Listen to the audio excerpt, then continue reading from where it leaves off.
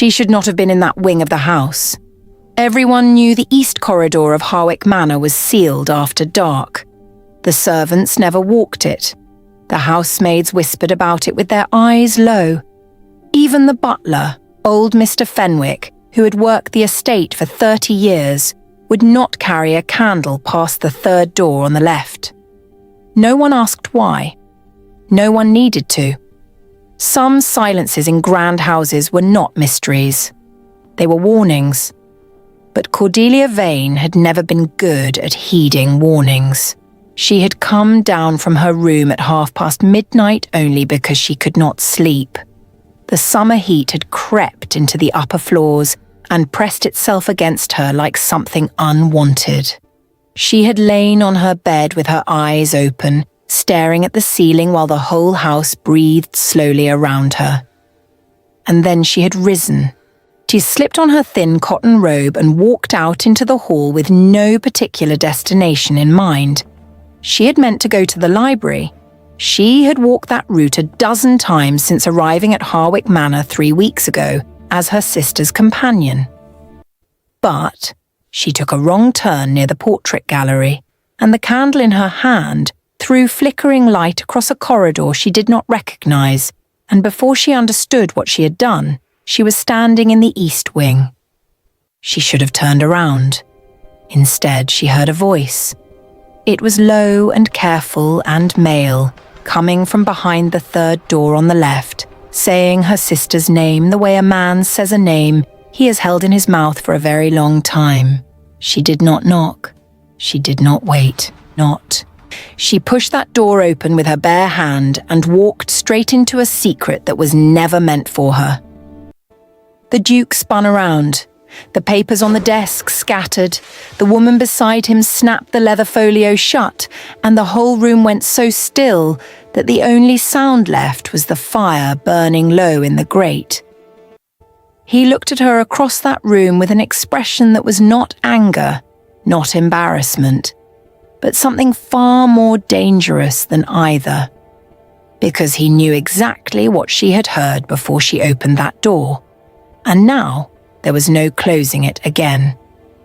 The secret the Duke of Harwick had been keeping about her sister in that sealed room at midnight was only the beginning of everything Cordelia Vane was never supposed to know.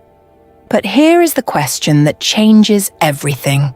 What exactly was the Duke hiding about her sister, and how far was he willing to go to make sure it never came to light? Subscribe now and drop a comment on where you're watching from.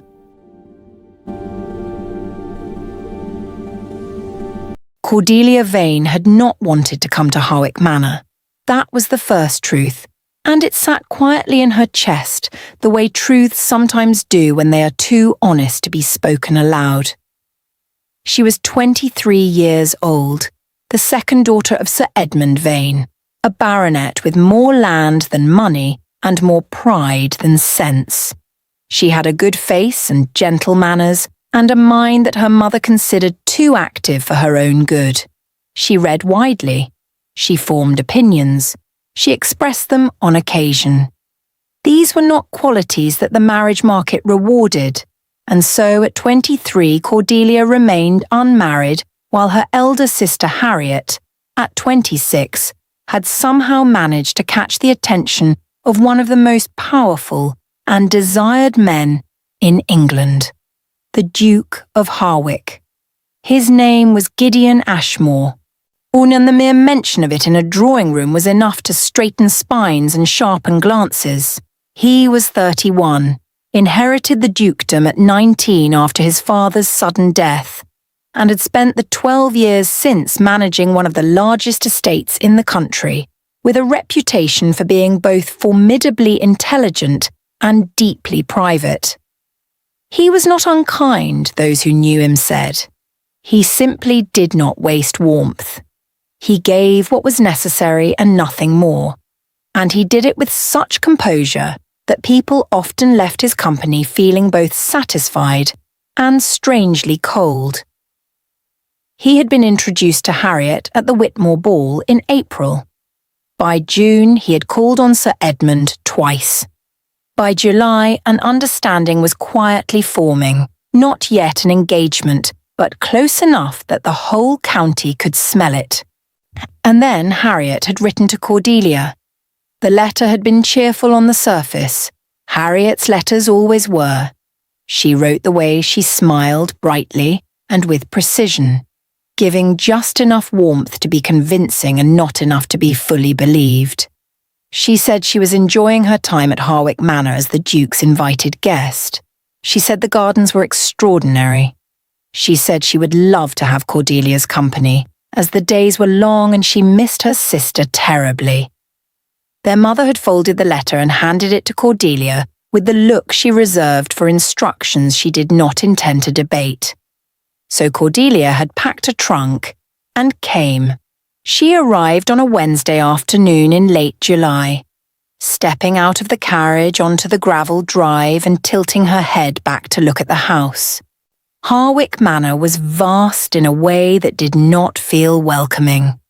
It had columns and wings and rows of tall windows that reflected the sky back at you rather than letting you see in. The grounds were immaculate. The staff stood at their stations with perfect posture.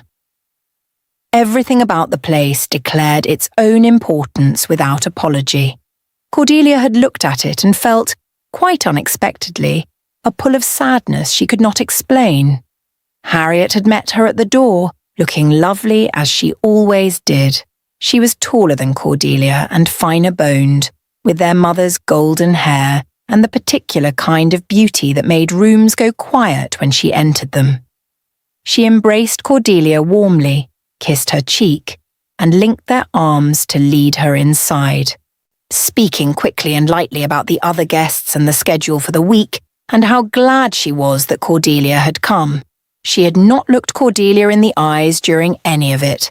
That was the second truth, and Cordelia filed it away without comment. The house party at Harwick Manor that summer was not large. There were perhaps 14 guests in total, gathered under the pretense of a seasonal visit, but everyone understood the real occasion. The Duke was considering Harriet seriously. Society had come to observe. The guest list included Lord Prentice and his wife, who were old friends of the Ashmore family. There was Sir Thomas Graves, a member of Parliament with a loud laugh and careful eyes. Lady Mirabelle Dunn, a widow of 40 with sharp wit and sharper jewellery, had come down from Edinburgh. There were 2 younger women, Miss Clara Fitch and Miss Poppy Alderton, who were cousins and came as a pair, always whispering together and watching everything with the hungry attention of girls who understood that proximity to power was a form of currency. And there was the Duke's younger brother, Mr. Sebastian Ashmore, who was 27 and entirely different from Gideon in every visible way. Where Gideon was controlled, Sebastian was restless. Where Gideon spoke carefully, Sebastian spoke too much and laughed at the wrong moments and seemed perpetually on the edge of some minor disaster. He was charming in the way that people who have given up on being taken seriously are often charming, freely and without strategy. He had kind eyes and untidy hair and a habit of appearing at Cordelia's elbow at odd moments and saying things that were either very clever or very foolish, and she could never quite decide which. She had liked him immediately, which made her trust the feeling less. Their first real conversation had happened on the second morning of her visit. She had risen early and gone to the garden before the other guests were stirring, carrying a book she had no intention of reading and wearing her simplest morning dress. The garden at that hour was something different from what it became later in the day when it was properly observed. In the early morning it was just a garden, cool and green and indifferent to its own beauty. Sebastian had been sitting on a stone bench near the rose hedge, doing nothing.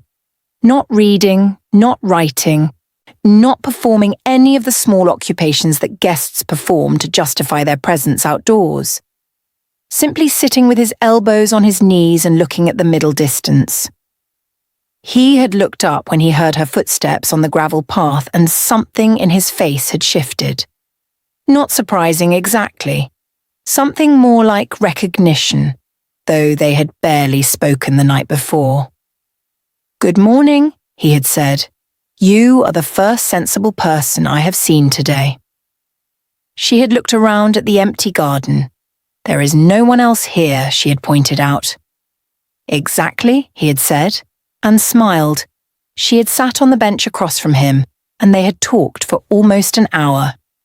He was funny in a dry, reluctant way, as if humour was something that escaped him against his better judgment. He spoke about the estate with a complicated fondness, or as the way people speak about homes they love and do not particularly want to be in.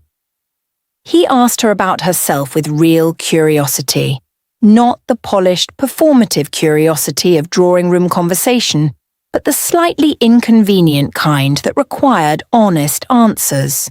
She had given him honest answers, which surprised her. He had told her, near the end of their conversation, that Harwick Manor had not felt this crowded since before his father died. She had said she was sorry. He had shrugged and said that grief was a strange thing, that it arrived late sometimes and stayed in rooms you forgot to close. Then he glanced toward the house with an expression she could not read, and said nothing more about it. She had thought about that look later. She thought about it several times over the following days as the house party proceeded through its careful routines. The morning rides and afternoon teas and evening dinners, where the Duke sat at the head of the table and presided over everything with that composed, measuring gaze of his. Gideon Ashmore in person was not quite what she had expected, and she had not expected anything flattering. She had come prepared to find him cold and proud and dull in the particular way of men who had never needed to be interesting. What she found instead was more complicated and considerably more troubling. He was not dull. He was watchful. There was a difference. He listened to conversations he did not join. He observed things quietly, the small social movements of a room, who spoke to whom, who laughed at what, who said one thing and meant another, and he did it without appearing to. It was only if you were watching him as carefully as he was watching everyone else that you caught it, the slight shift of his attention, the brief stillness of his expression when something registered. Cordelia had caught it on the third evening, and then she had found herself doing it again and again, watching him watch the room, and it was during one of these moments that she had noticed something that sat uneasily in her chest. He watched Harriet very little. For a man who was allegedly forming an attachment, he directed almost no sustained attention toward her. He was perfectly courteous when they spoke. He offered his arm when it was expected. He performed every required gesture of a gentleman who was paying a lady particular attention. But the warmth was not there. Or if it was buried so deeply that it read as its absence. What made this worse was that Harriet did not seem to notice, or perhaps she had decided not to. And what made it worse still was that Cordelia caught him watching her instead. Not the way men watched women when they meant it. Not the open, deliberate attention that was its own kind of declaration. It was subtler than that. She would look up from her book during the afternoon and find his gaze moving away from her face. She would be speaking to Sebastian or to Lady Mirabelle and feel a weight at her back, and when she turned there he was, attending to something else entirely, only just a breath too late. She told herself she was imagining it. She was quite good at telling herself things. On the 8th day of her visit, something happened that she could not explain away. The afternoon had turned rainy. Most of the guests had gathered in the main drawing room to read or talk or play cards. Cordelia had excused herself early, claiming a headache that was half true, and had gone to the library, which was where she had discovered she liked to be when the house felt too present around her. She had been there perhaps 20 minutes when she heard the door open. She had assumed it was a servant. She had not looked up from her page. Then the sound stopped and did not continue, and after a moment she looked up. The Duke was standing just inside the door. He had not come to retrieve a book. There was no book in his hand, and he had not moved toward the shelves. He was standing with one hand still on the doorframe looking at her, and when their eyes met, he did not look away with the polite speed that the situation required. He simply looked at her, and she looked back. It lasted perhaps 4 seconds, which in the middle of an afternoon in a quiet library is long enough to matter.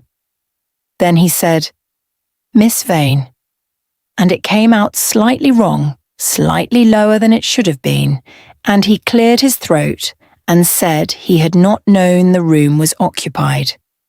She said she hoped she was not in the way. He said she was not. He crossed to the far shelf, removed a book he did not open, and left. Cordelia sat with her page unread for the next 10 minutes and told herself something very firmly several times. That evening at dinner, Harriet was brilliant. She wore a cream satin gown with gold embroidery at the cuffs, and she was funny and clever and exactly what the table needed. Drawing out Sir Thomas and charming Lord Prentice and making Lady Mirabelle laugh with something she said about London in August. She was magnificent, genuinely, and Cordelia watched her with the complicated love of someone who has spent a lifetime being second, and knows it is not Harriet's fault. After dinner, while the women gathered in the sitting room and waited for the men to finish their port, Miss Clara Fitch settled beside Cordelia on the settee with the air of someone who had been saving something up. "She is extraordinary, your sister," Clara said, with a smile that was 90% genuine and 10% something else. The Duke must see it clearly. Cordelia agreed. Although Clara continued lowering her voice with the practiced naturalness of a born gossip, "I did hear something rather curious from Mrs. Fenwick when she brought my morning tray today." Cordelia said nothing, which Clara took as permission to continue. "She said the East Wing has been opened twice this week after midnight," Clara said. She was quite sure of it because she heard the floorboards. And apparently she saw a light under the door of the old study. She said she did not go closer because the Duke had given strict instructions years ago that that wing was to remain private. Clara paused to let this settle. Cordelia said it was probably a servant attending to something. Clara smiled. "Of course," she said. "Of course it is." The men came through shortly after, and the conversation widened and moved on, and Cordelia put the thing out of her mind. But that night, lying in the heat with the ceiling above her and the house breathing slowly all around her, she found that she could not sleep. And when she rose and took her candle and walked out into the hall with the intention of finding her way to the library, she was already thinking about what Clara had said. She took a wrong turn near the portrait gallery. She recognized the east corridor only when she was already in it. She should have turned around. She heard a voice behind the third door on the left. It was low and careful and male. It was saying her sister's name the way a name becomes something else when it has been kept too long in secret. Cordelia's hand touched the door, and she pushed it open. The room inside was lit by a single lamp on the writing desk in the corner.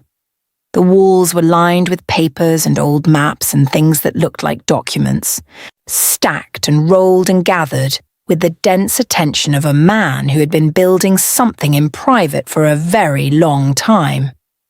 There was a fire in the hearth despite the summer heat, and the ashes in the grate suggested it had been burning for hours. Gideon Ashmore was standing with his back to the door. He was not alone. Mrs. Dorothea Peel stood beside the writing desk. She was the Duke's private secretary, a serious woman of about 50 with silver-streaked hair and a face built for keeping things. She had always moved quietly through the house, present at the edges of things, noted and then forgotten. Now she stood with a leather folio open in her hands and her eyes on the Duke. And she was speaking in a low voice that stopped the moment the door opened. Both of them turned. Gideon looked at Cordelia. For a moment, the room was completely still. Then his expression changed, not to anger, not to embarrassment, to something more dangerous than either, to a controlled and private recognition. He knew exactly what she had heard before she opened the door. "Miss Vane?" he said very quietly. And Cordelia understood, standing in the doorway of a room she had not been meant to find, holding her candle in a hand that had gone slightly cold, that the next thing he said would either explain everything or explain nothing at all. She waited, and the Duke of Harwick closed the door behind her. The door made no sound when it closed. That was the thing Cordelia noticed first, the absence of noise, as if even the house understood that what happened in this room was not meant to travel. The latch caught softly, and the world outside, the sleeping corridor, the sealed wing, the rest of Harwick Manor with its 14 guests and 30 servants and carefully managed surfaces, became something on the other side of a wall. Gideon did not move away from the door immediately. He stood with his hand still resting lightly on the frame, and he looked at her in the way she had caught him looking at her before, except that now there was nowhere for either of them to pretend it was something else. Mrs. Dorothea Peel had closed the leather folio. She stood beside the desk with the composed stillness of a woman who had witnessed many difficult moments and understood that her role in this one was to be invisible until told otherwise. Cordelia found her voice before she found her composure. "I took a wrong turn," she said. "I heard a voice." He said nothing. "I was not listening at the door," she continued, "because it felt important to establish this, even if no one had accused her of it. I only heard my sister's name. And I stopped. Still nothing." The lamp on the desk threw a steady gold light across the room and across his face, and he watched her with that careful, measuring attention of his. And she had the strange sensation of being read like a document he had not expected to receive. Then he said, "How much of it did you hear?" "One sentence," she said. "Only her name." Then he studied her face as if looking for the lie, and either found no lie or found something else that made him make a decision, because his shoulders shifted slightly, and he turned and walked to the fireplace and stood with one hand on the mantel, looking into the low burning fire. "Dorothea," he said quietly, "you may leave us." Mrs. Peel crossed the room without a word, without a glance at Cordelia, and slipped out through a side door that Cordelia had not noticed before. It closed behind her with the same silence as everything else in this wing. They were alone. This was not appropriate. Cordelia was fully aware of this. She was standing alone with a duke in a sealed room after midnight, in a house where her sister was a guest with matrimonial expectations. There was no version of this that society would describe charitably. She should leave. She should excuse herself and walk back to her room and tell no one and spend the remainder of her visit being carefully unremarkable. She did not leave. "You should sit down," he said, still looking at the fire. "I am perfectly capable of standing," she said. A brief pause. Then something crossed his face that was almost a smile. "I know you are," he said. "I am asking anyway." She sat in the chair nearest the door, which she chose deliberately, and folded her hands in her lap, and looked at him, and waited. He turned from the fire. He did not sit. He was still in his evening clothes from dinner, his cravat loosened and his coat removed. And in this setting, stripped of the formal architecture of dinner tables and drawing rooms, he looked different, not less imposing, just differently so, more present, more actual. "What I am about to tell you," he said, "is something that should have been told differently and to a different person. I am aware of that. I am also aware that you are standing here in this room at this hour through no fault of your own, and that sending you back to your room with nothing would be its own kind of cruelty." She said, "Then tell me." He picked up a document from the writing desk. He did not hand it to her immediately. He held it and looked at it for a moment as if deciding whether the paper itself had earned the right to speak. "Your sister came to me 4 months ago," he said, "before the Whitmore ball. Before any of the public understanding of our situation had formed. She came to me through an intermediary, a solicitor named Mr. Holt, who handled certain matters for your father. She proposed an arrangement." Cordelia's hands tightened slightly in her lap, but she kept her face quiet. "An arrangement," she repeated. "A contractual one," he said. "She had information about my family that she had come across through channels I have since investigated and traced. It concerned my father's death and certain financial decisions he made in the final year of his life, decisions that were made under circumstances that were not entirely his own." He set the document on the desk and looked at her directly. "Your sister knew the name of the man who pressured my father into those decisions. She knew the nature of the agreement between them, and she had documentary evidence that would have been significantly damaging to this estate, to my brother's future, and to the reputation of the Ashmore name if it had been made public." Cordelia's chest had gone very still. "She offered you silence," she said slowly. "In exchange for marriage?" He said, "Yes." The fire made a small sound. The lamp held steady. Outside, far away, something moved in the grounds, an animal perhaps, and then the night was quiet again. Harriet, Cordelia thought. Harriet with her bright letters and her beautiful gowns and her precise warmth. Harriet who always knew exactly what a situation required and gave it with such grace that the calculation underneath never showed. And yet, even as the thought formed, Cordelia felt the unfairness of it. She did not know the full shape of what her sister had done or why.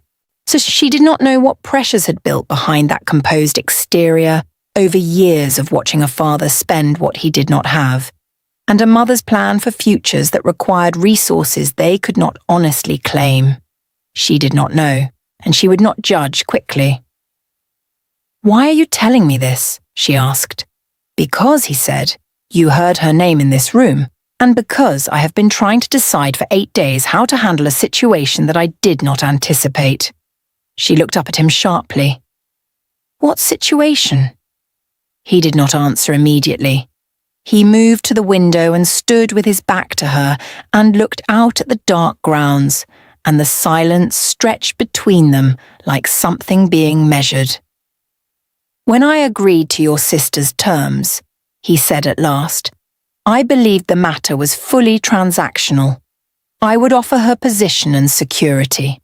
She would provide the documents and her silence.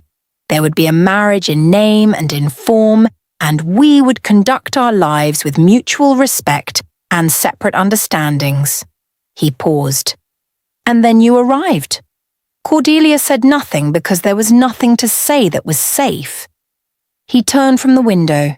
He looked at her across the room with an expression that had come uncovered somewhere in the last several minutes, something that was not quite composed, not quite the controlled public face of the Duke of Harwick, something underneath it that was considerably more honest. "I am not telling you this to complicate your sister's position," he said carefully. "I am not asking you for anything.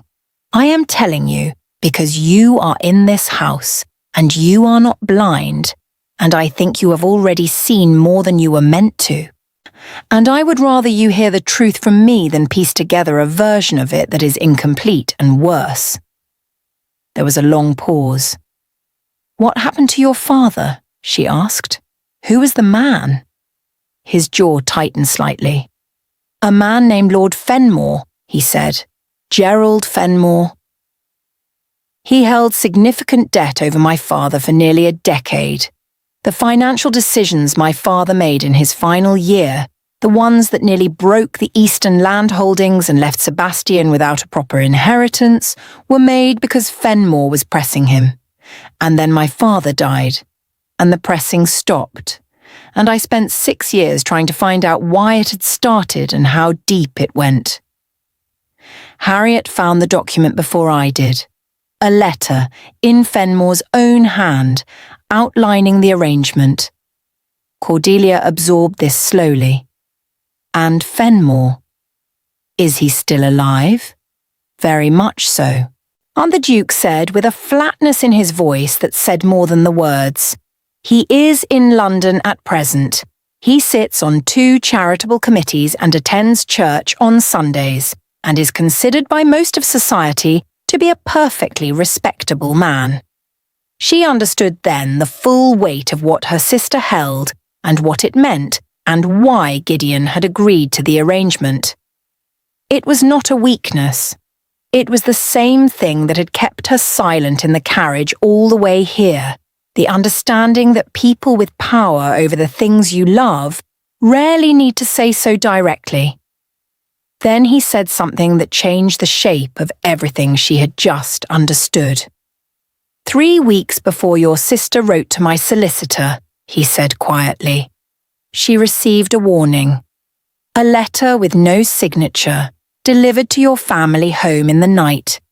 It told her that she had been seen making inquiries, that certain people were aware she had found something she should not have. It told her that if she did not surrender what she had found within 30 days, the consequences would not be legal ones. Cordelia felt the room tilt slightly. Someone threatened her life, she said. He nodded once. That was when she moved quickly, he said. She did not have 30 days to find a more careful solution.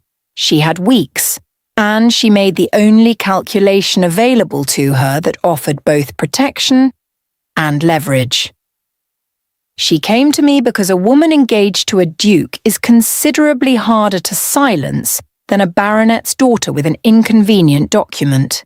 Cordelia sat very still. She came to you to survive, she said. Yes, he said. The arrangement was her terms. But the urgency behind it was fear. Something cracked open quietly inside Cordelia's chest.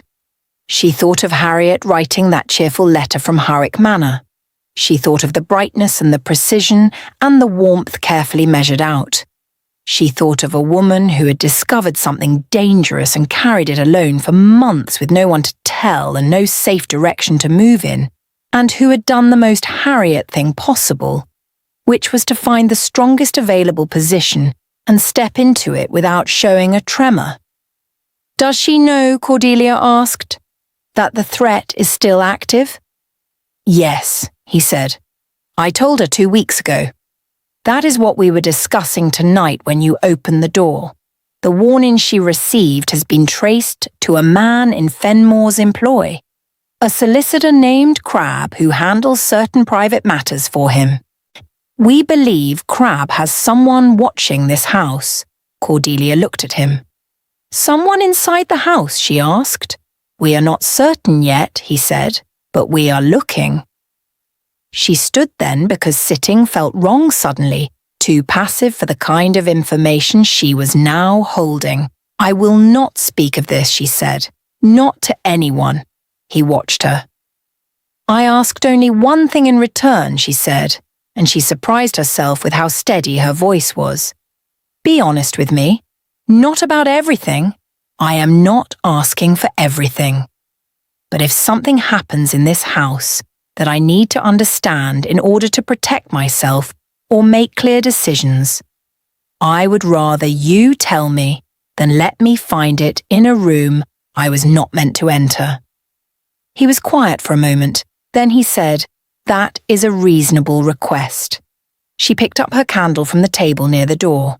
Call good night, Your Grace, she said. Good night, Miss Vane, he said. She walked out into the corridor and back through the dark east wing and through the portrait gallery and up to her room. And she lay down on her bed and stared at the ceiling, and she did not sleep until dawn was already pale at the edges of the curtains. When she woke, Harriet was sitting on the edge of her bed. Her sister was already dressed, already composed, already wearing the particular expression she used when she had decided to approach something obliquely. She had a cup of tea in one hand, and she set it on the bedside table with a small, careful smile. You were out of your room last night, Harriet said simply. Cordelia looked at her. I could not sleep, she said. I went looking for the library and took a wrong turn. Harriet's eyes were very steady. They were the same shade of brown as Cordelia's, but they did not function the same way. Harriet's eyes gave you information about what she wanted you to believe rather than about what she actually felt. You found it eventually. The library? No, Cordelia said. I went back to bed. A small silence. The east wing is sealed, Harriet said lightly, smoothing the blanket at the edge of the mattress. The Duke prefers it that way. He is very private about certain parts of the house. Cordelia looked at her sister. She looked at the composed face and the careful hands and the bright measuring eyes, and she felt the full strange weight of loving someone who you were not entirely sure you knew. I am sure he has good reasons, Cordelia said. Harriet smiled. Of course he does, she said. He is a very deliberate man. She patted Cordelia's hand and rose and went to the window and looked out at the morning grounds, and the sunlight fell across her shoulders, and she was beautiful and unreachable, and Cordelia felt the distance between them like a room she had never been invited into. He is very deliberate, Harriet said again, more softly. And something in her voice, a note that did not belong to confidence, thin and quick and almost immediately covered, told Cordelia that her sister was more afraid than she was showing. Afraid of being found out, perhaps. Or afraid of something far worse than that. Cordelia drank her tea and said nothing and began very quietly to pay a different kind of attention to everything. The days that followed moved carefully, the way days move in houses where something is being kept below the surface. The house party continued. The meals were served on time. The guests rode in the mornings and played cards in the evenings and made the kind of conversation that kept itself deliberately light. And underneath all of it, like a current in still water, things shifted. Cordelia watched. She watched Harriet, who laughed at the right moments and steered conversations with quiet expertise, and stood beside the Duke at garden parties with the ease of a woman who had already measured the future and found it acceptable. She watched Gideon, who was present at every occasion and absent from none, and gave nothing away in public that he had not chosen to give. She watched Sebastian, who moved through the house like a man accustomed to being slightly out of place in it, cheerful on the surface and watchful underneath in a way that reminded her of herself more than she liked. And she watched Lord Fenmore. He had arrived on the third day after her conversation in the East Wing, coming up the drive in a carriage that was expensive and too clean, the carriage of a man who tended to appearances. He was perhaps 60, with heavy white sideburns, and a large, comfortable frame, and the sociable, unhurried manner of someone who had never once in his life been made to account for himself.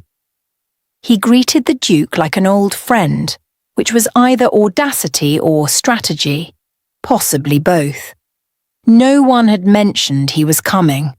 Cordelia had been in the entrance hall when he arrived, coming down the stairs with a book under her arm, and she had paused on the landing and watched Gideon greet him. The Duke's face had been composed, perfectly composed, every line of it performing welcome.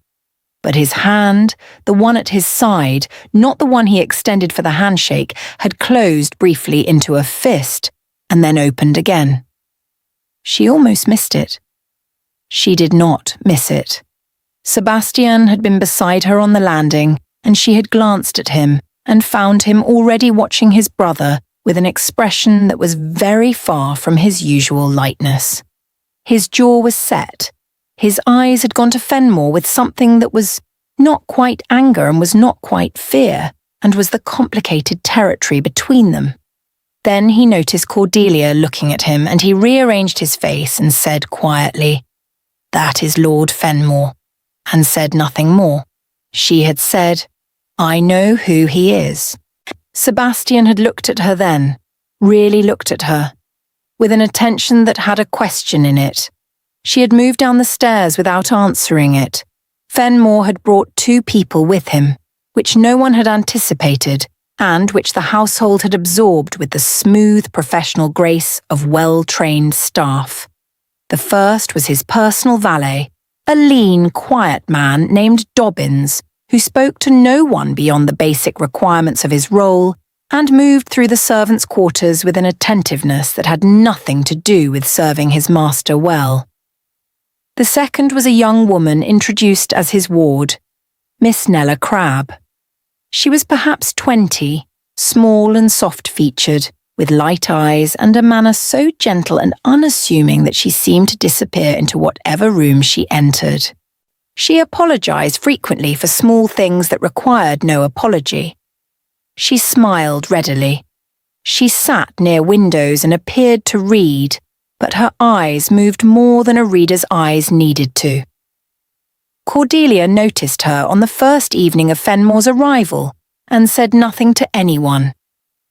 But that night, when she passed Mrs. Peel in the upper corridor, she said the name quietly. Miss Nella Crabbe. And Mrs. Peel's step did not slow, but her chin lifted by a fraction. And the next morning there were 2 new footmen positioned in the main hall who had not been there the day before, and old Mr. Fenwick moved through the servants' quarters with a frequency that his knee joints did not normally allow. Cordelia understood then that the household had its own intelligence, quiet and practiced, built over years by people who had served the Ashmore family through worse than this. Over the following days, Fenmore expanded into the house party the way confident men always did, taking up space without asking, inserting himself into conversations, telling long anecdotes at dinner that everyone laughed at and no one fully listened to. He was attentive to Lady Mirabelle, who was rich and useful to know. He was genial with Lord Prentice. He was pleasant to Harriet in a way that had a very specific quality to it, too familiar, slightly too knowing, as if they shared a context she had not agreed to share. And Nella Crabbe sat 3 seats away at every dinner and appeared to attend to her food and smiled her soft smile, and watched Harriet's face with a concentration she kept almost perfectly hidden. Almost. On the 5th day of Fenmore's visit, the household gathered on the south lawn for an afternoon garden party. The weather had turned generous, warm without the pressing heat of the past weeks, and the outdoor setting released people from some of their indoor formality. Tables had been arranged with refreshments, and there were games at the far end of the lawn, and Mrs. Fenwick moved between the guests with quiet efficiency and eyes that missed nothing. Cordelia sat at a table in the shade with Lady Mirabell, who was the kind of woman who said almost everything directly and very little cruelly, which was rarer than it should have been. "Your sister is going to accept him," Lady Mirabell said, watching Harriet across the lawn with the Duke at her side. "I believe so," Cordelia said. "And is she happy about it?" The question was asked without particular intent, simply curious, the way a woman who had married twice asked questions about marriage. Cordelia looked at Harriet across the lawn, at the beautiful profile and the composed posture, and the way she laughed at something the Duke said in a way that landed exactly right. "I am not sure," Cordelia said honestly. Lady Mirabell nodded as if this confirmed something. "He is not easy to read," she said. "I have known Gideon Ashmore since he was 19, and he has never once let his face tell you more than he decided to tell it. His father was the same. Great men very often are." She paused and her voice dropped. "His father's death was not peaceful," she said. "No," Cordelia agreed. Lady Mirabell looked at her sharply, then away. "There is more in this house than a marriage arrangement," she said. I say that as a woman who has lived long enough to smell when a house is holding something. And I say it because that man over there, tilting her chin almost imperceptibly toward Fenmore, has been making me uneasy since the moment he stepped out of that carriage." "What do you know about him?" Cordelia asked quietly. "Enough," Lady Mirabell said. "I knew his wife before she died. She was a quiet woman. Frightened quiet, not peaceful quiet. There is a difference, and I have never forgotten it." She set her teacup down with a small, precise movement. "His ward," she continued. "That girl, Nella. Do you know who her father is?" Cordelia looked at her. "Her surname is Crabbe," Lady Mirabell said simply. "The solicitor," Cordelia said very quietly. "The solicitor who sent your sister the threatening letter," Lady Mirabell confirmed. "She is not here as a ward. She is here as a pair of eyes, and possibly as something more dangerous than that if the situation calls for it." Cordelia felt the garden party around her continue its bright, cheerful surface while the ground beneath her shifted.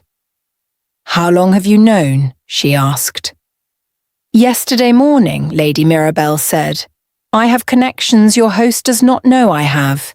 I came to this house party at Gideon's mother's request, not as a social guest. His mother is in Bath and too ill to be here herself, and she asked me to watch. She has her own fears about this summer and what it may bring." She looked at Cordelia steadily. "I am telling you this because you are the second pair of careful eyes in this house, and I would rather we were looking in the same direction." Cordelia held her gaze. "What do you need me to do?" she asked. "For now," Lady Mirabell said, "nothing. Watch the girl. Do not let her know you are watching, and tell me if she goes anywhere near your sister alone." Across the lawn, Sebastian appeared at Cordelia's table and dropped into the chair Lady Mirabell vacated as she rose smoothly to greet Lord Prentice with the natural ease of a woman changing scenes. He was carrying 2 glasses of lemonade, and he set one in front of Cordelia without asking if she wanted it. "You have been watching Fenmore," he said. "I have been watching everyone," she said. "You watch him differently." She picked up the lemonade and took a sip and did not confirm or deny this. Sebastian leaned slightly forward and lowered his voice, not with dramatic urgency, but with the careful quietness of someone choosing to trust. "I need you to understand something about why he is here," he said. "Gideon did not invite him. Fenmore invited himself, using a social mechanism that made it impossible to decline without public awkwardness. He does this. He puts himself in proximity to things he wants to monitor." "What does he want to monitor?" she asked. Your sister, Sebastian said simply. Cordelia set down the glass. He knows she has the letter. He suspects she has something, Sebastian said. He has suspected since April when she first made contact with Gideon. He has people who watch for certain kinds of activity, solicitors making unusual inquiries, documents changing hands. He is not stupid, and he has had a long time to build careful systems of protection. Then Harriet is in active danger, Cordelia said. Not distant danger. Present danger. Here at this party. Sebastian looked at her, and this time he did not soften it. Yes, he said. She thought about Nella Crabb's soft eyes and quiet smile, and the way they tracked Harriet across every room. She thought about Dobbins the valet, and the way he moved through the servants' quarters with more attention than a valet needed. She thought about what Lady Mirabelle had said. Eyes. And possibly something more dangerous. There is someone inside the household, she said. Not among the guests. Among the staff. Someone who report back to Fenmore about what happens in this house after the candles go out. Sebastian went very still. Gideon suspects it, he said slowly. But we have not been able to identify who. I think it is more than one person, Cordelia said. He looked at her. Dobbins moves too freely for a visiting valet, she said. He has been in the eastern servants' corridor twice that I have seen, as that corridor leads to the back stairs near the east wing. He has no business being there. And there is a kitchen maid, the young one with red hair who serves the afternoon tea. She sets the cups down facing outward every single time, without exception. That is not a habit. That is a signal. Sebastian stared at her. Which kitchen maid? He said, and his voice had gone very quiet. She serves only when Miss Crabb is in the room, Cordelia said. I noticed it this morning and again an hour ago. Sebastian set down his glass carefully and looked across the lawn at nothing in particular, and she could see him thinking, the quick internal movement of a man recalibrating everything he thought he knew. Her name is Penny, he said at last. She came to the household 6 weeks ago. A referral from an agency in London. An agency, Cordelia said. He nodded once and said nothing more because they both understood what that meant. Someone had placed her here in advance, weeks before the house party was even formally arranged, which meant someone had known what this summer would bring before it arrived. Cordelia looked across the lawn. Harriet was standing with the Duke and Lord Prentice, and her profile was perfect and composed, and she was speaking with that lovely precision that made her seem untouchable. She is not safe, Cordelia said. Not even here. Not even with him standing next to her. Sebastian followed her gaze. We are going to move the letter tonight, he said quietly. Gideon decided this morning. It cannot stay where it is. If Dobbins has been in the East Wing corridor, then Fenmore may already know the general location. Where will you move it? He looked at her. That is not something I should say aloud on a garden lawn, he said. Fair enough, she said. He picked up his lemonade again and looked across the party with the practiced expression of a man enjoying a pleasant afternoon, and she matched it. And they sat in their careful performance of calm, while the garden moved around them with its bright social surface and its hidden currents. Then something happened that none of them had prepared for. A sharp sound came from the far side of the lawn near the refreshment tables. Not a shout, not a crash. A short, choked cry that cut off too quickly. Every head turned. Harriet was standing beside the refreshment table with her hand pressed to her throat, and her face had gone the colour of old paper. The glass she had been holding was on the ground, the lemonade spreading across the grass in a pale stain. So the Duke was already at her side, his hand on her arm, his face showing more in that single unguarded moment than Cordelia had ever seen it show. Cordelia was on her feet before she had decided to stand. She crossed the lawn quickly, Sebastian a step behind her, and she reached her sister and took her other arm, and Harriet looked at her with eyes that were wide and strange and glassy. "The taste," Harriet said, very quietly. "Something in it." Cordelia looked at the glass on the ground. She looked at the refreshment table.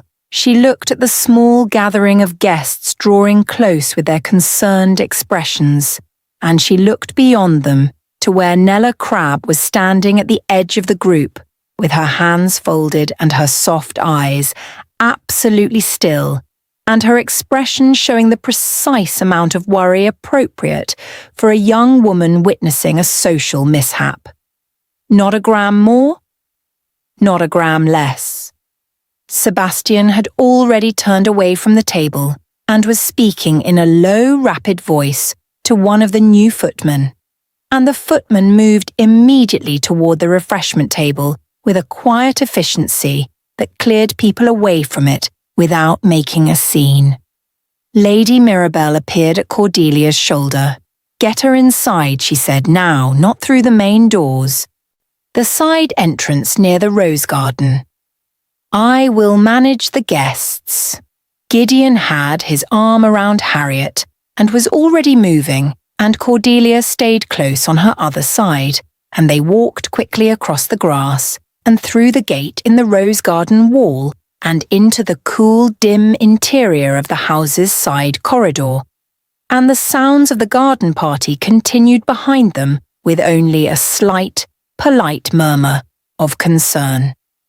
Inside the corridor, Harriet's legs went uncertain, and Gideon caught her with both arms, properly this time, and the control in his face had cracked open at the edges in a way that told Cordelia more about the arrangement between them than anything she had yet been told directly.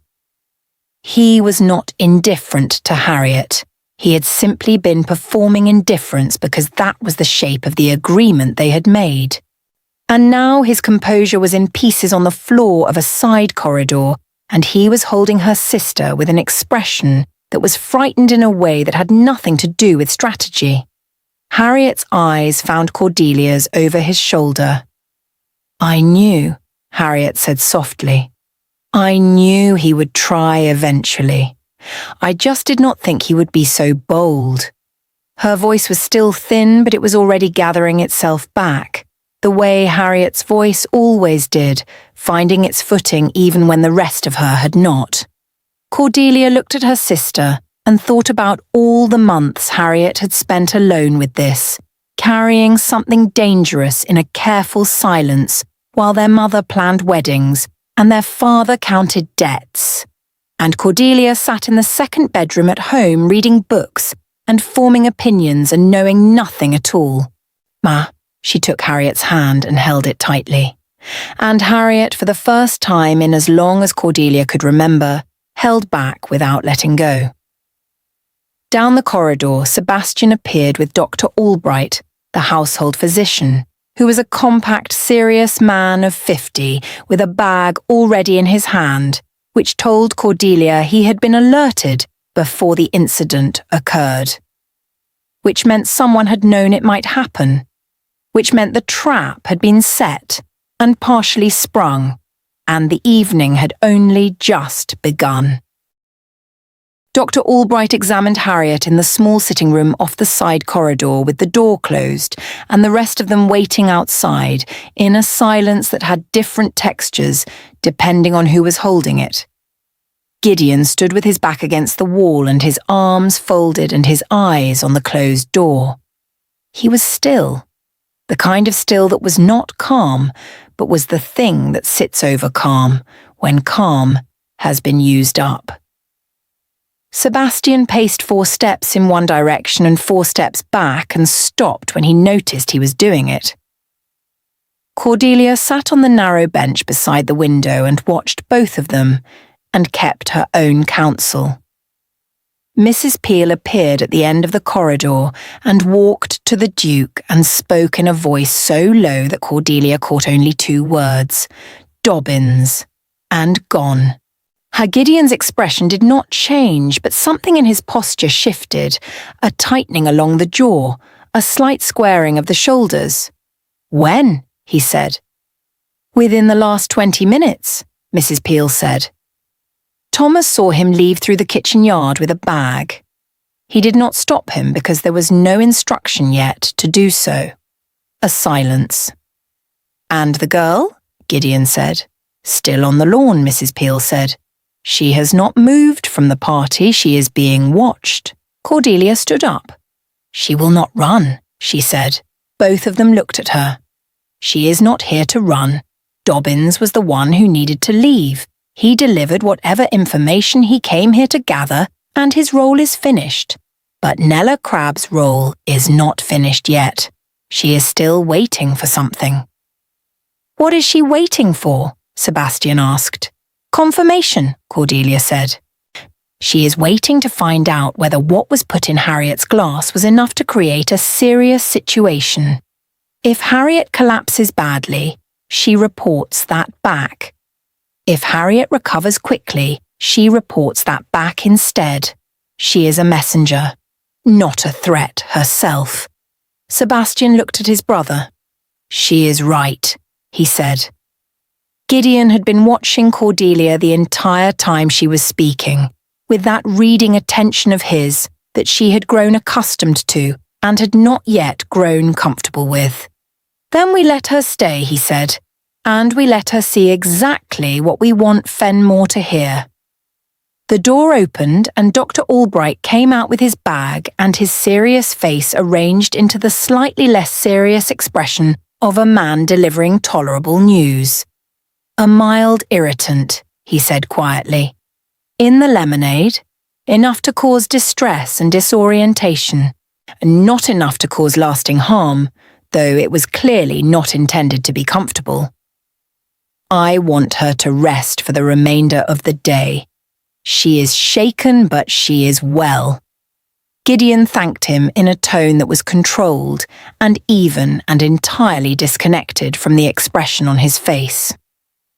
Dr. Albright went back down the corridor and his footsteps faded, and the five of them stood in the new shape of the information they had just received.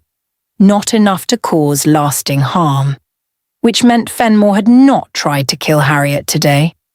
He had tried to frighten her, to destabilize her, to make her feel that the house she believed was protecting her was not as sealed as she thought, that his reach extended even here, even into the refreshment table at a garden party on a warm afternoon, and that whatever she was holding could be taken from her in ways that had nothing to do with legal manoeuvring. It was a message, Cordelia said. Yes, Gideon said. He wants her to know he can get to her, Sebastian said, so that she gives up the letter willingly rather than requiring more serious measures. And if she does not give it up? Cordelia asked. The more serious measures, Gideon said simply. She looked at him. Then we cannot wait any longer, she said. The letter needs to leave this house entirely. Tonight. Not just moved within the house. Gone. A pause. If it leaves the house, Sebastian said carefully, we lose our ability to use it as direct evidence in a legal proceeding unless we can establish its chain of custody clearly. If it stays in the house, Cordelia said, a Fenmore will take it by whatever means become necessary and we will have nothing. Gideon looked at her for a long moment, and she held his gaze and did not look away. There is a third option, Mrs. Peel said. They all looked at her. She opened the leather folio she was carrying, the same one Cordelia had seen in the East Wing study on the night she opened the wrong door, and she removed a single folded document and held it out. This is a copy, she said. A very accurate one, prepared 3 days ago by a clerk in London whose discretion can be relied upon absolutely. The original and the copy are identical in every detail that matters legally. If we send out the copy tonight in a way that Dobbins can report back, Fenmore will believe he knows where the document is. Meanwhile, the original goes somewhere he will never think to look. Where? Cordelia asked. Mrs. Peel looked at her steadily. With you, she said. Cordelia said nothing for a moment. With me, she repeated. You are the only person in this house, Mrs. Peel said, who has no visible connection to the document, no known role in the arrangement, and no reason that Fenmore's people would think to follow. You are the sister, the companion, the unremarkable second daughter who came to keep her sister company. He has not looked at you twice. Sebastian made a small sound that was not quite a laugh. Gideon was watching Cordelia with that expression again, the one that had stopped belonging entirely to itself and had started belonging partly to something else, something that sat in the narrow space between composure and its opposite. It would place you in a degree of danger, he said. I want to be honest about that. I am already in a degree of danger, she said. I have been since the night I opened that door. He held her gaze for a beat longer than necessary. Then he nodded. Mrs. Peel refolded the folio, and Cordelia understood that the arrangement had been made and that she was now carrying something that a man had already threatened one woman's life to obtain, and she felt the weight of it settle into her chest alongside everything else she was already carrying, and she straightened her back and said nothing dramatic because the moment did not require drama. It required steadiness. She had always been good at that. The garden party wound down in the late afternoon with the guests drifting inside in twos and threes, and their conversations shifting from the warm outdoor lightness to the slightly more considered tones of people who had witnessed something unsettling and were performing their way through the memory of it. Harriet's indisposition was explained by the heat. It was accepted as an explanation. These things happened at summer parties. Nella Crabbe came indoors with the other guests and moved quietly through the drawing room, and Cordelia watched her from across the room and understood that she was sending a report to Dobbins in her mind, assembling what she had seen, measuring Harriet's public condition against her private instructions. Cordelia met her eyes once deliberately and smiled pleasantly, and Nella smiled back with her soft expression, and neither of them meant any of it. That evening at dinner the table felt different. The configuration was the same: the candles, the crystal, the careful placement of silver. But the currents underneath had rearranged themselves, and the people who were aware of this sat with a slightly different quality of attention than those who were not.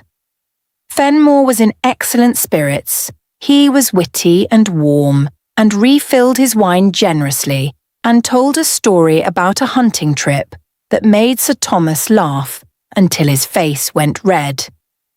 He inquired after Harriet's health with precisely calibrated concern, and expressed great relief at her recovery, and said the summer heat was treacherous for those with delicate constitutions. Harriet, who had come down to dinner against Dr. Albright's advice because she understood that absence was its own kind of signal, smiled at him across the table with a warmth so genuine in its surface that Cordelia felt a complicated pride in her. You are remarkable, she thought, looking at her sister. You are doing something I am not sure I could do. Sebastian was seated beside Miss Clara Fitch, who was asking him something about horses with the particular intense focus of a young woman who had decided that interest in horses was her most useful conversational tool at this specific moment. He answered her pleasantly while his eyes moved around the table in a slow, practiced pattern that covered everyone without stopping. Lady Mirabelle, across from Cordelia, ate her soup and said almost nothing, and watched Fenmore with the quiet, unmeasured attention of a woman who had been watching powerful men misused their power for 40 years, and had developed a very clear taxonomy of the type. After dinner, when the women gathered in the sitting room and the men remained at the table with their port, something happened that Cordelia had not anticipated. Nella Crabbe sat beside her, not accidentally, deliberately, with the small decisive movement of someone who had been considering the approach and had chosen the moment. She said, "You are very observant, Miss Vane." Her voice was gentle.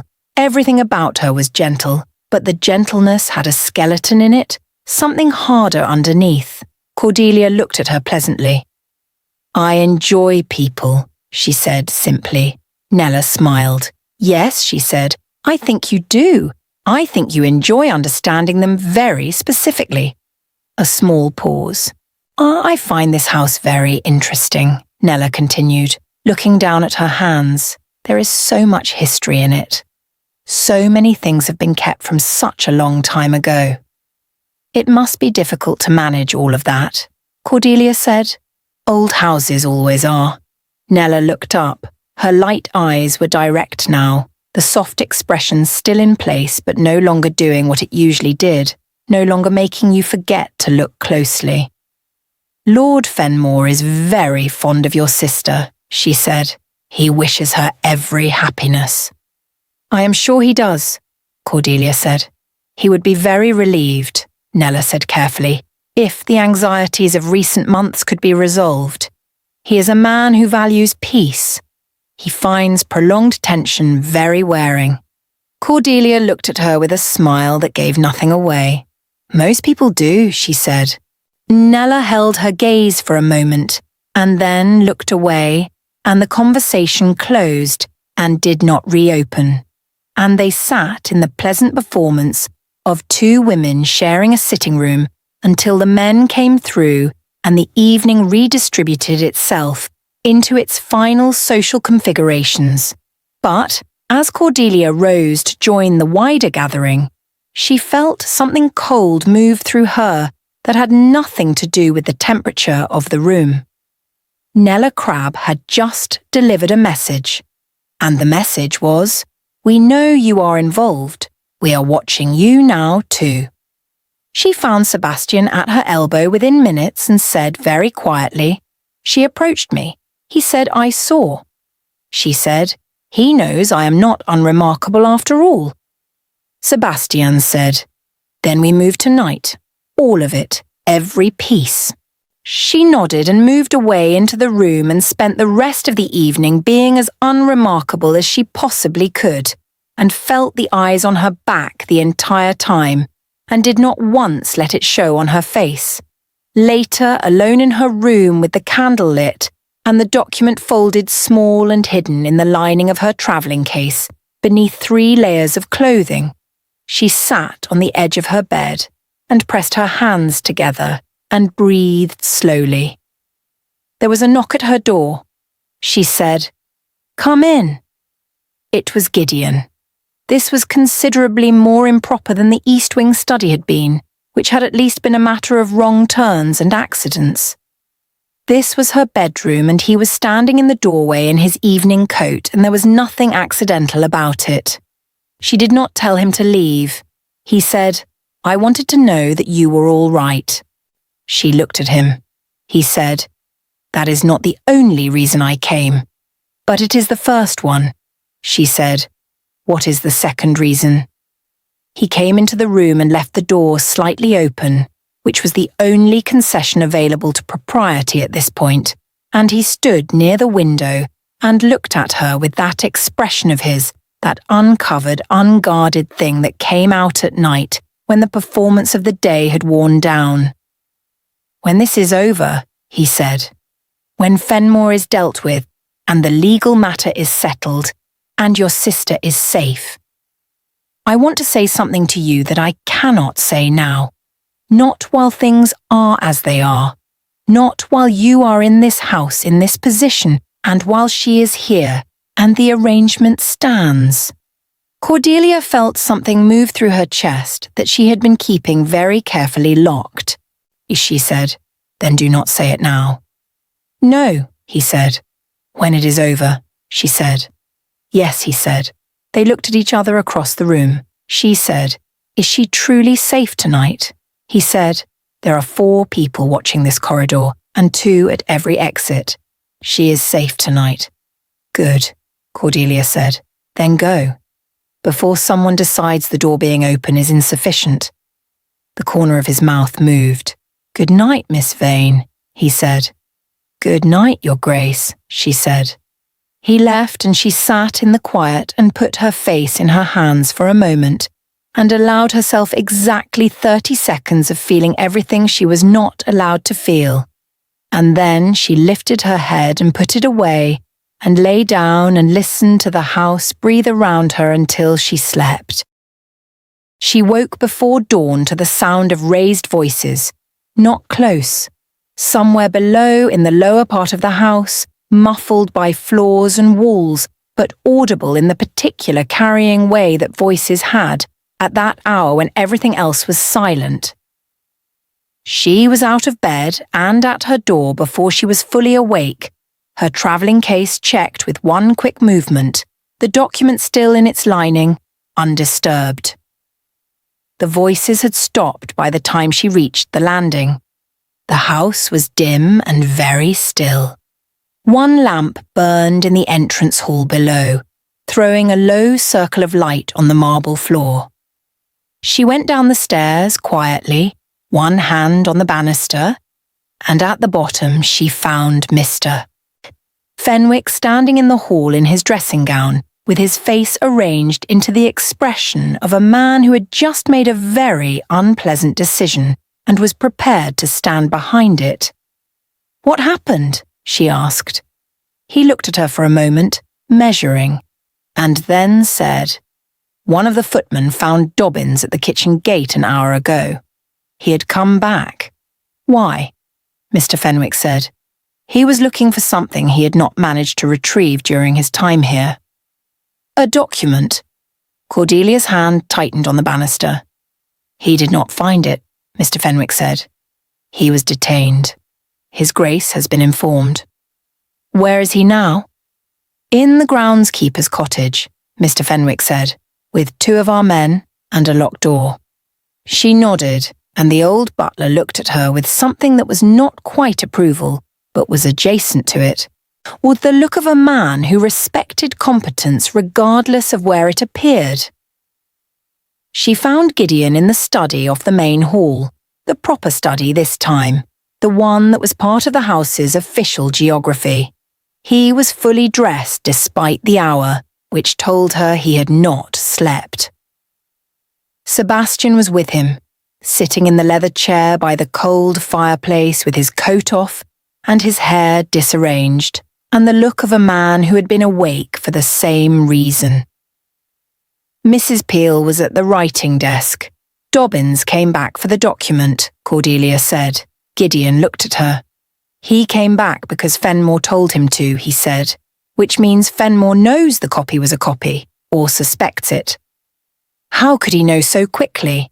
Sebastian said, Nella Crabbe. Cordelia understood immediately, the conversation on the sofa. Nella had looked at her and measured her and reported back, and whatever she had reported had been enough for Fenmore to understand that the woman he had dismissed as the unremarkable companion was actually the one holding the real document, which meant the decoy had failed because she had tipped her own hand by being approached at all. She is cleverer than she looks, Cordelia said quietly. Most dangerous people are, Sebastian said. Cordelia sat down in the chair across from him and looked at Gideon. Fenmore will move openly now, she said. He has no choice. He cannot retrieve the document through quiet means because I have it, and he cannot approach me quietly without creating exactly the kind of scene that would draw the wrong attention. So he will do something that changes the shape of the situation entirely. What does that mean? Sebastian asked. It means he will create a reason for me to be discredited, she said, or removed from the house. Something that makes the document I am holding inadmissible or irrelevant before it can be used. He needs to change the story before the story can be told, Gideon said. He already has. She looked at him. He crossed to the writing desk and lifted a letter and held it out. This was delivered to the house 2 hours ago by a private messenger, he said. It is addressed to me. It contains a claim. The claim is that you, Miss Cordelia Vane, obtained certain documents from a private residence in London 4 months ago by means that were neither legal nor authorised, and that your presence in this house and your involvement in the current matter constitute not a good faith effort to serve justice, but a personal vendetta motivated by financial grievance against the Ashmore family. She took the letter and read it. It was precise. It was detailed. It named dates and places she had never been and transactions she had never made, and it was written in the smooth, confident language of a man who had done this before, who had manufactured clean-looking lies with the same ease that others manufactured truths. He invented it, she said.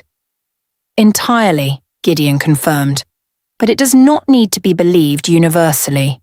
It only needs to create enough doubt that a legal proceeding becomes complicated, that a solicitor raises concerns, that a judge looks at the provenance of the document with suspicion. He paused. And then there is the second part, he said. She looked up from the letter. The second part, he said carefully, concerns your sister. The room went very quiet. The claim, he continued, is that Harriet Vane did not come by the document through independent discovery. The claim is that she obtained it through a relationship with a member of this household, a relationship of an inappropriate nature. The claim names my brother. Sebastian said nothing. He was very still in his chair, and his face had gone to a place she had not seen it go before, somewhere past lightness, and past the careful management of things to something raw and private. Cordelia looked at Sebastian, and she understood. It was not a fabrication, not entirely. She could see it in the set of his jaw and the quality of his stillness. The kind of stillness that comes when a truth you have been holding very carefully is suddenly in the room without your permission. Sebastian, she said quietly. He looked at the fireplace. It was before she came here, he said. It was before any of this. We met in London in February, at a private gathering. I did not know who she was. She did not know who I was. We spoke for an evening, and then a second evening, and then a third. And somewhere in those conversations, she told me things about her family's situation that she should not have told me. Not because she was using me. I do not believe that. I believe she simply needed to tell someone, and I was there, and it was the middle of the night, and we were honest with each other in the way people sometimes are when they do not expect to meet again. He paused. She found the document later, he said, after we had parted, and she came to Gideon because of the document, not because of me. But she knew about the Ashmore family, Cordelia said, before the document, because of you. Yes, Sebastian said simply. Gideon stood very still with his hands at his sides. Sebastian, Cordelia said, does Fenmore know the truth of this or only the shape of it? He knows the shape, Sebastian said. He knows Harriet had prior knowledge of the family before she made contact officially. He does not know the details, but the shape is enough to suggest that the entire arrangement was orchestrated from the beginning, which makes Harriet look calculating and makes the document look like part of a scheme rather than an independent discovery. It makes her look dishonest, Cordelia said. And a dishonest woman's evidence, Sebastian said, does not carry in a court of law the way an honest woman does. Cordelia set the letter down on the desk. She sat with this for a moment. The full picture of it. Harriet, who had met Sebastian in February and spoke too honestly to a kind stranger in a way that was absolutely Harriet, giving warmth in unguarded moments and then immediately rebuilding the walls. Harriet, who had found the document and made her calculations, came to Gideon and never mentioned Sebastian, because to mention him was to complicate everything. Harriet, who had been carrying not one secret but two. She looked at Gideon. He was looking back at her. There was something complicated in his face, something that had nothing to do with the legal matter. She understood that he was not angry at his brother. He was something else. Something that had to do with February in London and an honest conversation in the middle of the night between two people who did not expect to meet again. He had not known. And now that he knew, something had rearranged itself in the geography of this arrangement. Some piece had moved, and the map was not what it had been an hour ago. "We need to find Agnes Lyle," Cordelia said, because if she did not say something concrete and practical, she was going to feel too much, and the morning was not finished yet. Gideon pulled himself back from wherever he had gone. "Yes," he said. "Without Agnes Lyle, the letter alone is corroborated only by the claim of women whose motives Fenmore has now publicly muddied," Cordelia said. "But if Agnes Lyle is a witness to the original agreement, her testimony changes the weight of everything. It is no longer Harriet's word, it is not Sebastian's. It is independent." Mrs. Peel spoke from the writing desk. "I found her," she said. Everyone turned. Mrs. Peel had the manner of someone who had been waiting for the right moment to say this and had decided the moment had arrived. "Agnes Lyle has been living in Derbyshire for the past 11 years under the name Mrs. Agnes Pryor," she said. "She married a farmer named William Pryor 3 years after she left this household. I have her address. I have written to her twice under a private name. She has not responded to the letters." "Because she is afraid," Sebastian said. "Yes," Mrs. Peel said. "She saw what happened to the late Duke. She left this house and changed her name and built a life designed to be invisible. She will not come forward on the basis of a letter from a stranger." "Then someone needs to go to her," Cordelia said. "In person. Someone she has no reason to fear." A pause. She looked around the room. "I will go," she said. Gideon said, "Absolutely not." She looked at him. "You are already carrying the document," he said. "If Fenmore's people follow you out of this house and you are travelling alone toward the one witness who can corroborate everything, the situation becomes significantly worse." "I will not be alone," she said. He looked at her steadily for a long moment, and she could see him working through the calculation and finding no version of it that he fully liked. "Sebastian," she said, "will come with me. We will leave this morning, early, before the household is properly awake, before Nella Crabbe has had her tea and sent her morning report. We will be in Derbyshire by evening. We will speak to Agnes Lyle. And we will come back with either her agreement to testify or her written account, which under certain legal provisions carries its own admissibility." Sebastian had straightened in his chair. The rawness in his face had settled into something more resolved. "I know the road to Derbyshire," he said. Gideon looked at him. Then at Cordelia. Then he looked away, which was as close to agreement as he came at 5 in the morning with a forged letter on his desk and his brother's history, rearranged in front of him, and the woman who had walked through the wrong door 3 weeks ago, now standing in his official study telling him her plan, with a steadiness that made the room feel more manageable than it had any right to be. "There is one more thing," Lady Mirabelle said. She was standing in the doorway. No one had heard her come. She looked entirely unsurprised by the scene she had walked into, which suggested she had been outside the door for some portion of the conversation, and no one challenged this because she had already proven she was on the right side of things, and the morning had used up most of the available energy for objection. "Nella Crabbe," she said, "has a letter sewn into the lining of her second travelling case. I know this because I have the same seamstress and I recognise the stitching." "What kind of letter?" Gideon asked. "The kind that tells a story about this household," Lady Mirabelle said, "written in advance, ready to be posted if certain things do not go Fenmore's way today.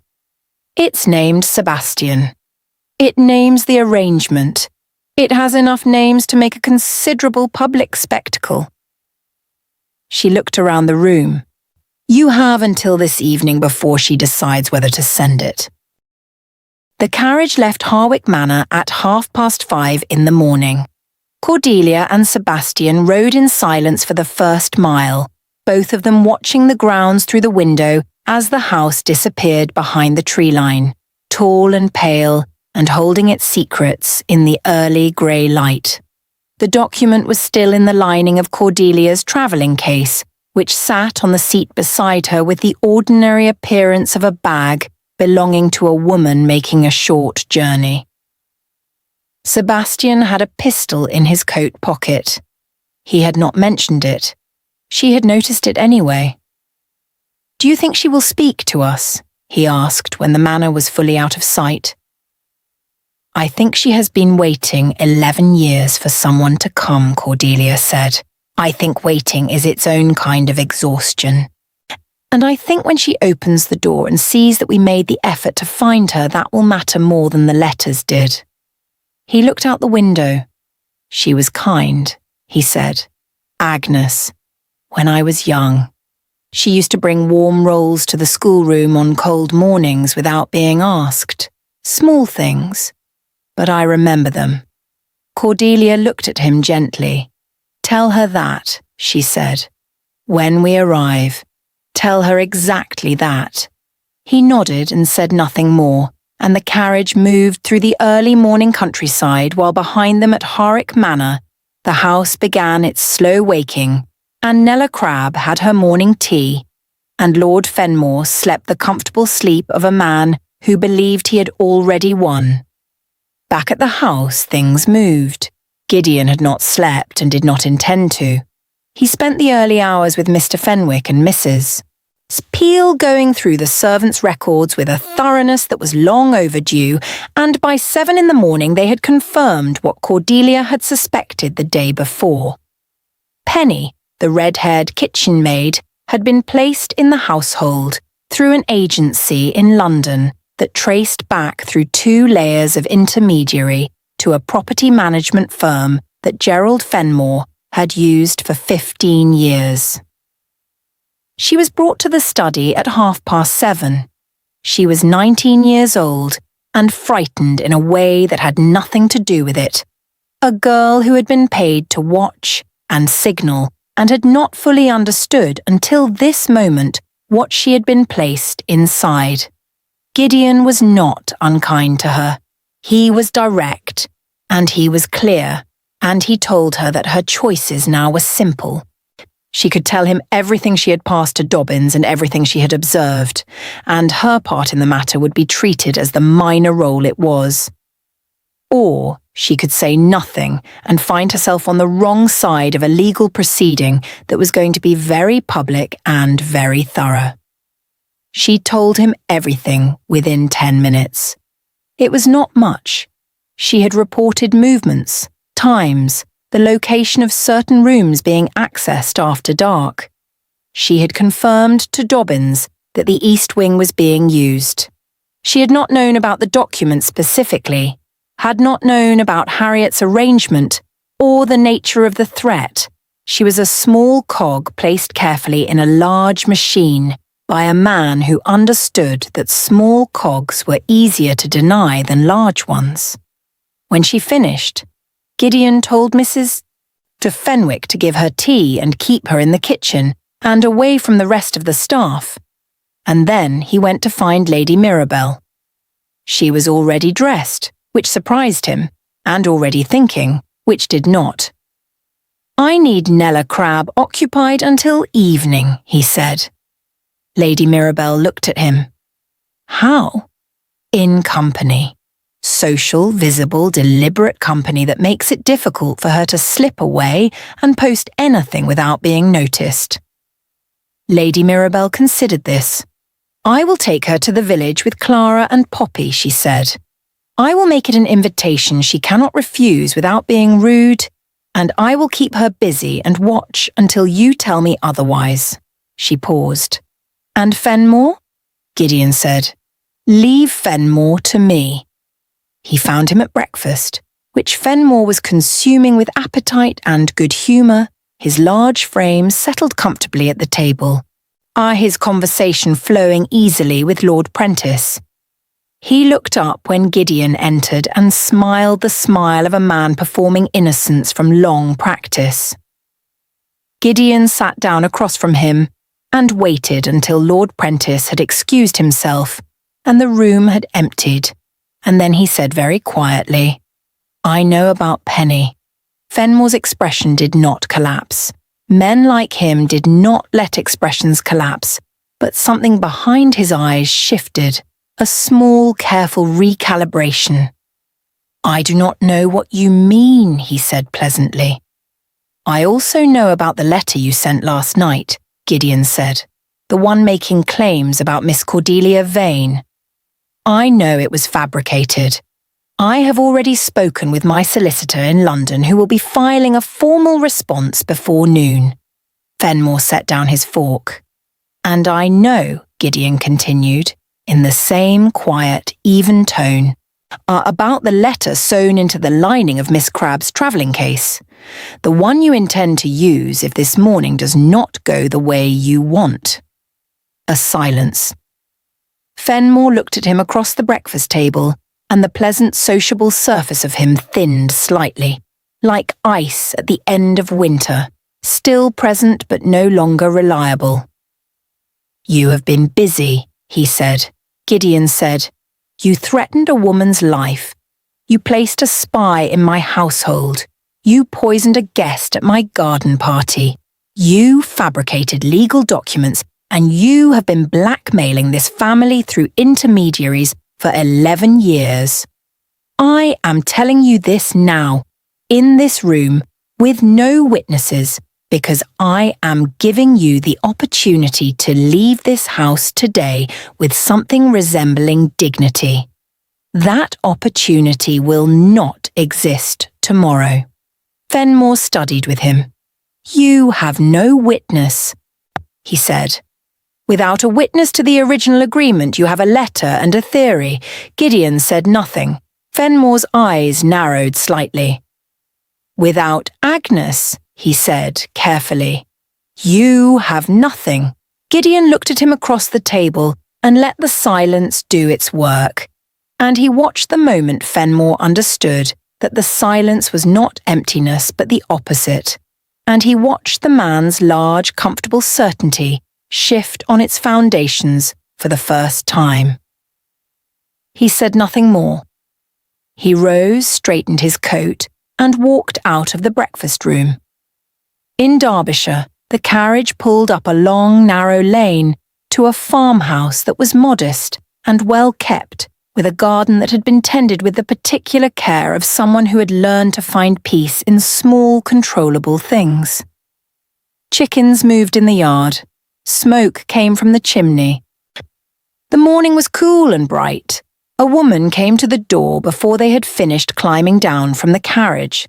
She was perhaps 60, with grey hair pulled back neatly and a face that had lived in it, that carried the marks of weather and work and something older and harder underneath. She looked at Sebastian and went very still. "Mr. Ashmore," she said. Her voice was not entirely steady. "Mrs. Pryor," Sebastian said. He took off his hat. "I am sorry it took us so long to find you." Something moved through Agnes Lyle's face like weather passing. Then she stepped back from the door and said, "You had better come in."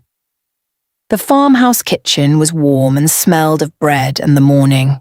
They sat at the scrubbed wooden table, and Agnes made tea with the automatic movements of a woman who needed to do something with her hands. Sebastian told her about warm rolls on cold mornings, and she turned from the stove and looked at him for a long moment, and then sat down and pressed her hands flat on the table. "I knew this day would come," she said. "I told William it would come. He said I was worrying myself needlessly." She looked at Cordelia. "You are the Vane girl, the sister." "Yes," Cordelia said. "She has the letter?" "She obtained it, yes," Cordelia said carefully. Agnes was quiet for a moment. "Lord Fenmore told your father he would ruin him," she said. "Not the late Duke." "Your father," she said to Sebastian. "He said he would expose certain gambling debts your father had accumulated, and certain transactions he had made that were not entirely above board. Small things, things that could have been managed. But the exposure would have been enough to break the family's standing. He held it over him for years. He told him what to sign and what to sell and where to move money, and your father did it because he had no other way." She stopped. "I was there when the final agreement was signed," she said. "I was carrying correspondence that day, and I walked into the library and they were both there, Lord Fenmore and your father. And there was a second man, a witness, a young solicitor named Crabbe, and they had papers on the table." "Crabbe?" Cordelia said. Agnes nodded. "I turned to leave. Your father saw me and he looked at me." She paused. "The way you look at someone when you want them to remember. Not to do anything. Just to remember." So I did. And 6 weeks later, he was dead, and I was afraid, and I left. She looked at her hands. "I should not have left," she said. "I have known that for 11 years. "You were alone and frightened," Sebastian said quietly. "You did what you could do." Agnes looked at him. "I will write it down," she said. "Everything I saw, every detail I can remember. And if it comes to a proceeding, I will come. I am not young and I am not strong, but I am still here. And Crabbe's son does not frighten me the way his father did." Cordelia reached across the table and covered Agnes's hand with hers. "That is all we need," she said. They spent 2 hours at the farmhouse. Agnes wrote in a clear, careful hand that spoke of a good education applied to a humble life, and she wrote without hesitation and without softening, naming names and dates and the precise language of what she had witnessed. And when she finished, she signed it, and Cordelia folded it carefully and placed it with the document in the lining of the travelling case, and closed it. And the three of them sat for a moment in the kitchen with the quiet feeling of something that had been unresolved for a very long time settling finally into its proper shape. At the door, Agnes held Sebastian's hand for a moment. "He was a good man," she said. "Your father. He was not a brave one, but he was good." Sebastian said, "I know." They drove back through the afternoon and arrived at Harwick Manor as the light was going golden and long across the grounds. Lady Mirabelle's carriage was already back in the drive, which meant Nella Crabbe was inside, which meant the letter had not yet been sent. Cordelia felt this as a quiet relief in her chest that released something she had been holding without realizing it. Gideon was on the steps when the carriage pulled up. He did not come down to meet them. He stood at the top of the steps in the evening light and watched them descend, and his eyes went first to Cordelia, which was not something she had time to examine right now, and she looked back at him and gave him the smallest nod. He closed his eyes briefly. Then he came down the steps. That evening, Lord Fenmore left Harwick Manor. He announced it at dinner with the smooth composure of a man choosing his own exit, citing business in London, expressing warm gratitude to his host, pressing Harriet's hand with a gentleness that made Cordelia's stomach tighten. He smiled and said his farewells, and his carriage was brought around, and he stepped into it with the unhurried ease of someone who had decided that strategic retreat was simply good sense. Nella Crabbe left with him. She passed Cordelia in the entrance hall on the way to the carriage and did not say anything. But she looked at her, one long, direct look that had the soft performance entirely stripped away. And what was underneath it was not malice exactly. It was the look of someone who recognized they had underestimated the wrong person. Cordelia held her gaze and said nothing.